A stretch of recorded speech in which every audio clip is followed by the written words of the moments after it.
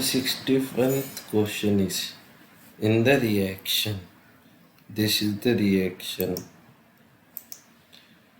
OH benzene plus में CHCl3 plus में NaOH, and that's give.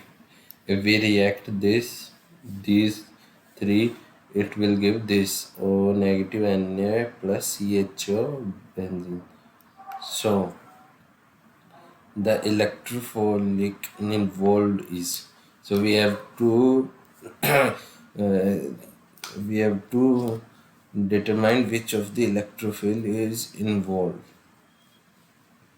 Well, yeah, thanks. So the answer is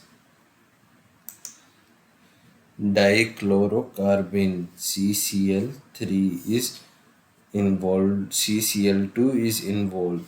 So as we can see from this CHCl3, so as one Cl3 will go with H, which will becomes HCl, and the rest will be make dichlorocarbene CCl2. So that will be electrophile of our reaction. So the electrophile involved is CCl2, dichlorocarbene. Thank you.